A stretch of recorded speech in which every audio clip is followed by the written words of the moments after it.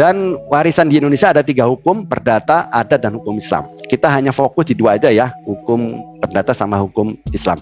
Saya punya 8 pertanyaan, ini pertanyaan pertama. Ini harus kita tanyakan nanti kalau kita mau fact finding, kita biasanya ngomong pendahuluannya seperti ini. Kira-kira Bapak Ibu tahu nggak kalau kita menunda atau berebut itu ternyata berpotensi menjadi orang-orang yang masuk ke neraka gitu ya.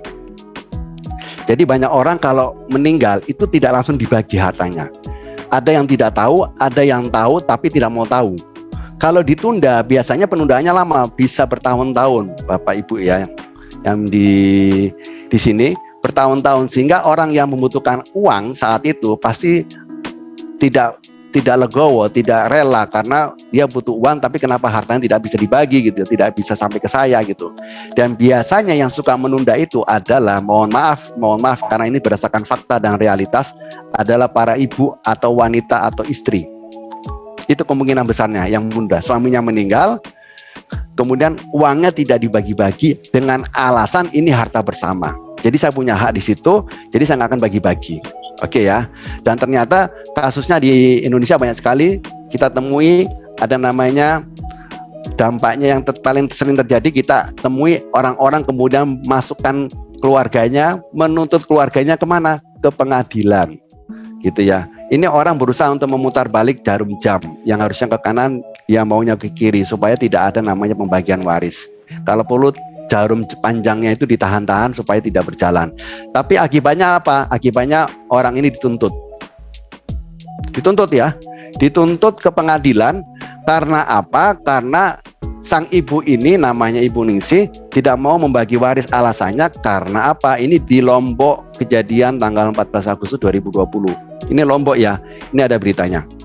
Ini Lombok Tengah, di mana ibunya namanya Parayati Ningsih, usia 52, anaknya namanya Ruli. Itu sampai ke pengadilan agama, karena ini di Lombok rata-rata Muslim. Karena ibunya begitu suaminya meninggal, berarti bapaknya Ruli ya yang meninggal itu tidak mau dibagi warisnya. Kemudian Ruli ini minta ke ibunya, tetapi ibunya ngotot nggak mau dibagi. Alasannya di situ disebutkan, alasannya karena wasiat bapaknya tidak boleh membagi.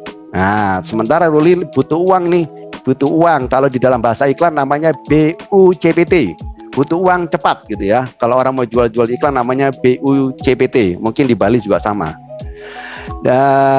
Tidak mau bagi, kemudian akhirnya karena ini deadlock, jalan buntu, mediasi tidak mempan, akhirnya sampailah ke pengadilan agama. Itu kejadian tanggal 13 Agustus 2020.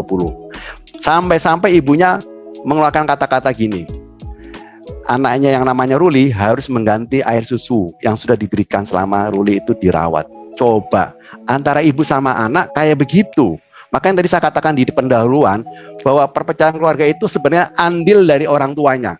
Karena yang menyebabkan perceraian ya orang tuanya sendiri, bukan siapa-siapa. Nggak mungkin anaknya menyebabkan orang tuanya bercerai. Yang menyebabkan harta tidak dibagi, ditunda, direbutkan ya orang tuanya sendiri. Karena orang tuanya kasih wasiat nggak boleh dibagi. Karena orang tuanya menggenggam erat-erat hartanya tidak boleh dibagi kepada siapapun. Karena orang tua tidak pernah mengajarkan dan tidak pernah mau belajar tentang ilmu waris. Dan 24 orang di sini mudah-mudahan bisa belajar dan tidak menjadikan dosa turun-temurun atau dosa antar generasi ya. Berhenti di situ aja. Ini yang kejadian kalau kita di dunia. Kalau kita di akhirat, kejadiannya apa? Kejadiannya kita akan mendapatkan siksa karena itu melanggar namanya hukum agama ya, apalagi hukum Islam gitu ya. Sudah jelas siksaannya di akhirat itu dalam neraka, di surat An-Nisa ayat 14, kekal di dalam neraka dengan siksaan yang menghinakan. Kalau kita tahu kita menyebabkan perpecahan keluarga, itu artinya kita adalah orang yang paling disenangi oleh setan. Setan itu paling senang memisahkan keluarga, itu paling senang. Pokoknya ada setan yang bisa memecahkan keluarga, memisahkan keluarga, itu pangkatnya sudah naik jadi jenderal gitu ya.